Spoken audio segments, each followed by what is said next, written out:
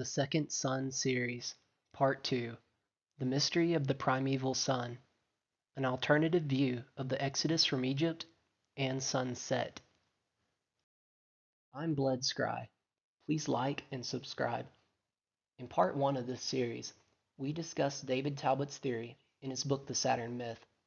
Mr. Talbot proposed that Saturn was our primeval sun in ancient days, and that long ago Saturn was much closer to Earth and was fixed in our north sky, with it acting like a second sun after sunset, illuminating the night sky in a radiant purple light. After some cosmic event, that all changed to our current sky situation and left us with the only sun we now know. Today we are looking at an alternative account of the Exodus story and following the rabbit hole further with the mystery of the primeval sun. Please stay with me because this gets really interesting. I'm going to be reading quotes from an article called You've Heard Israel's Version of the Exodus, Have You Heard Egypt's? By Christopher Eames, April 10th, 2022. It's on a website called armstronginstitute.org. Please go and check out this article after you watch my video. Now he gets this account from the 1st century CE historian Josephus, who got it from an Egyptian priest, partial fragments from his account, named Manetho. Manetho was an Egyptian priest and historian who lived during the 4th and 3rd centuries BC. Only fragments of his account survived in the Egyptiaca, which was later referenced by the 1st century CE historian Josephus. You've heard the Israelite story of redemption from the oppression of slavery, brutal taskmasters, and a murderous Pharaoh whose stubbornness ultimately led to Egypt's ruin. But have you heard the Egyptian story of an evil ex-Egyptian priest whose leper slave followers brought ruin upon the land, oppressing the native inhabitants before a heroic Pharaoh freed the land and chased the slaves into Canaan? Here's the curious, completely upside-down take on the Exodus from the Egyptian point of view. Did any of you think of the story of Miriam getting leprosy? The ensuing quotation of Manetho describes an Egyptian king named Amenophis, the Greek form of Amenhotep, who was told that he might see the gods if he would clear the whole country of the lepers and of the other impure people, that the king was pleased with this injunction and got together all that had any defect in their bodies out of Egypt, and that their number was 80,000, whom he sent to those quarries which are on the east side of the Nile, that they might work in them and might be separated from the rest of the Egyptians. Now enters Manetho's Moses figure, who is initially introduced with a different Egyptian name. But when these men, the leper slaves, were gotten into it, their city, Avaris, they found the place fit for a revolt. They appointed themselves a ruler out of the priest of Heliopolis, whose name was Osarsiph, and they took their oaths that they would be obedient to him in all things. This upstart, according to Manetho, attempted a religious revolution. So in this Egyptian account, the Pharaoh does his best to avoid war because he believes he's getting into it with some of the other gods. Manetho's account describes Pharaoh Amenophis taking radical action to avoid war. He instructed Egypt's priests to hide the images of their gods for safekeeping. He sent his 5-year-old son, Ramesses, to a distant friend of his for protection. He then left Egypt with 300,000 chosen men and sacred animals, including the most sacred Apis bull, for a 13-year exile in Ethiopia. For the king of Ethiopia was under an obligation to him. Okay, so in this quote, it gets into some of the war crimes committed against the Egyptians. Based on the prophecy, Amenophis thus avoided a battle against the shepherd-slave leper forces led by Osarsiph, thinking that would be to fight against the gods. Manetho continued, emphasis added, but for the people of Jerusalem, when they came down, treated the Egyptians in such a barbarous manner that those who saw how they subdued the aforementioned country and the horrid wickedness they were guilty of, thought it a most dreadful thing, for they did not only set the cities and villages on fire, but were not satisfied till they had been guilty of sacrilege, and destroyed the images of the gods, and used them in roasting those sacred animals that used to be worshipped, and forced the priests and prophets to be the executioners and murderers of those animals, and then ejected them naked out of the country.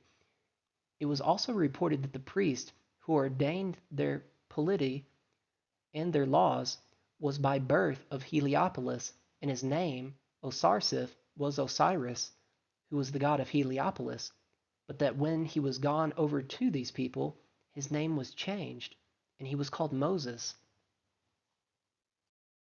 Okay, that's all the quotes from that article. If Moses was an ex Heliopolis priest, then this gets interesting. City of Heliopolis, or City of the Primeval Sun. Heliopolis is the Latinized form of the Greek name Heliopolis, which means city of the sun. Helios, the personified and deified form of the sun, was identified by the Greeks with the native Egyptian gods Ra and Atum, whose principal cult was located in the city. The city also appears in the Old Kingdom pyramid text as the House of Ra. Its priests maintained that Atum or Ra was the first being, rising, self-created, from the primeval waters. So if you watch part one of the series, you know that we get into that Ra and Atum are other names for Saturn, the primeval sun. The other cult at Heliopolis was the Minivis cult. This sure looks like another primeval sun symbol of Saturn in the ancient sky. Minivis could have been the bull on the barge that I mentioned was Hathor in the first part of the series, although they are intimately related as Hathor is said to be part of the bull god's harem. Minivis cult at Heliopolis. Minivis was an ancient Egyptian bull god and solar deity. He was worshipped in Heliopolis and was associated with the sun god Ra Atum. Minivis was depicted as a black bull with a solar disk between its horns. Minivis was considered the physical manifestation of the god Atum Ra. The Minivis bull's movements were thought to be driven by divine will and used as an oracle. If Moses was an ex Heliopolis priest, then the story of the golden calf takes on a new light. The golden calf story can be found in Exodus chapter 32. Were the people yearning to return to the golden age of Saturn, the primeval sun? It's important to note that the northern Israelite kingdom saw the Canaanite El as the same god as Yahweh, and they used the bull or ox symbolism in their temples. The southern kingdom was mostly against this. I've heard another theory before that the Egyptians believed that the Israelites were being led out by the Egyptian god Set. So I wanted to get into the word sunset and its connection to Set. Sun, Set. Set, the Egyptian god of chaos and storms, was a defender of Ra.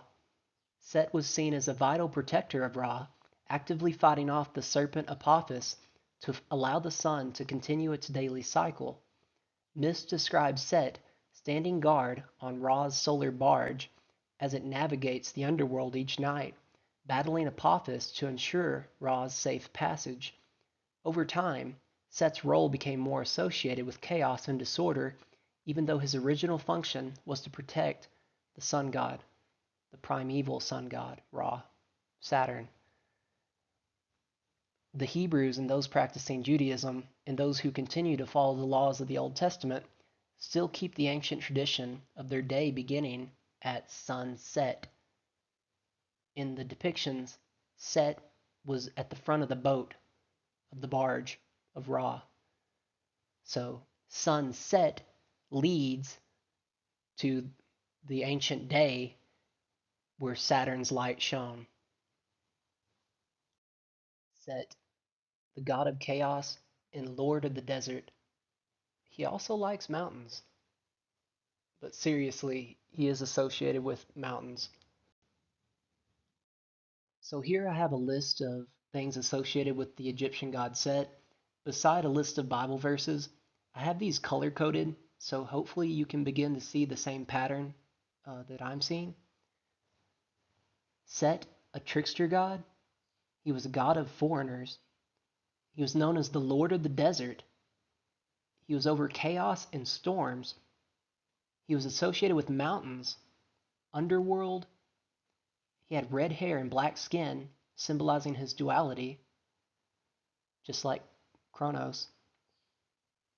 And like Ra and Kronos, he was also associated with serpents.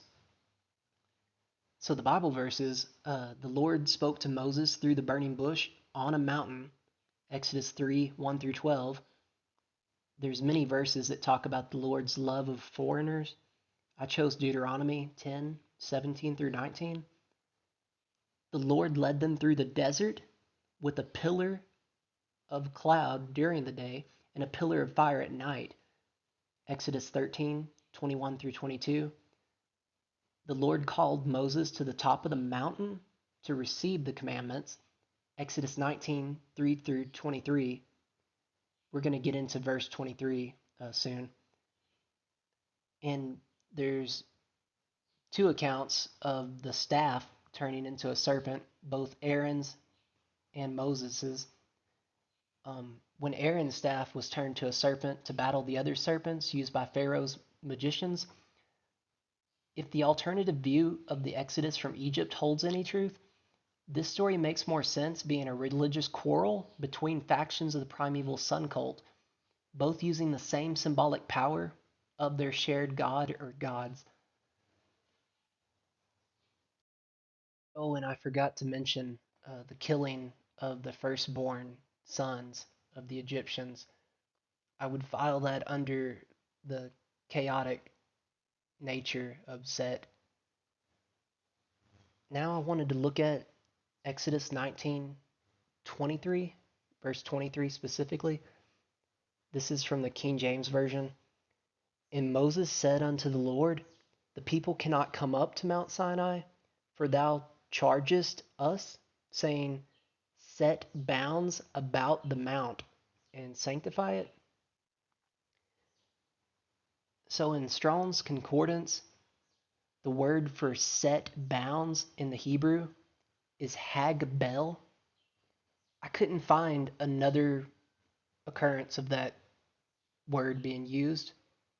The closest I could find for the verb was 1379 gobble for setting bounds, but that wasn't the exact word used here in the Hebrew, and I thought that was weird. I've included some of the other verbs for setting, but here it says set bounds about the mountain. So maybe this was a name, a proper name, not actually saying to set boundaries. Okay? It's actually talking about him walking on top of the mountain. So following that trail, Baal is the Canaanite Phoenician god of storms and war. So Set is chaos over the desert and storms. Baal is over storms and war. He's also known as a fertility god, which would link him to the occupation of Kronos, Saturn. Baal was originally known as Hadad. So Hadad Baal is very similar to Hagbel, used in Exodus 19:23. And to add to that, in Old English, Bel and Lord were used interchangeably.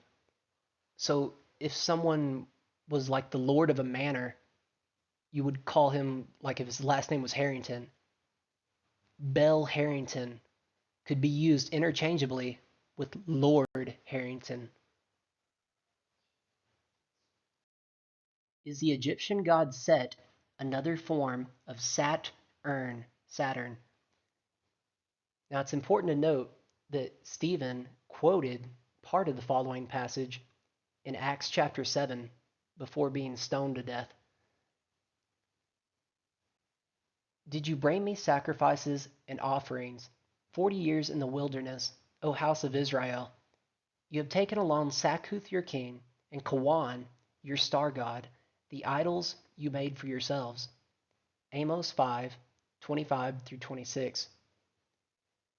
Sakkuth or Sikkuth and Kawan or Kiyun are Assyrian and Babylonian words thought to reference Saturn. When I first noticed these verses many years ago, I believed that the Lord was rebuking the Israelites for being tricked to follow Saturn in the desert, and I was confused. But another, admittedly less comfortable possibility is that the Lord of the Old Testament had grown weary of his followers at this time and was simply recounting and bragging about his deeds while using some of his other aliases. Is there any truth to the Egyptian account of the Exodus being a religious rebellion led by a rogue Heliopolis or Primeval Sun ex-priest, now known as Moses? Why was the word Hagbel used just one time in Exodus 19:23? Could it be a reference to the Canaanite Hadad Bel, which translated to the English word Set, forming a sneaky connection between the Egyptian god of the desert and the Canaanite deity? Is that verse really describing Set walking on the mountaintop? The book of Amos seems to support this theory. I'm Bled Scry. Please like and subscribe, and join me as we continue to explore this great mystery. Thanks for watching.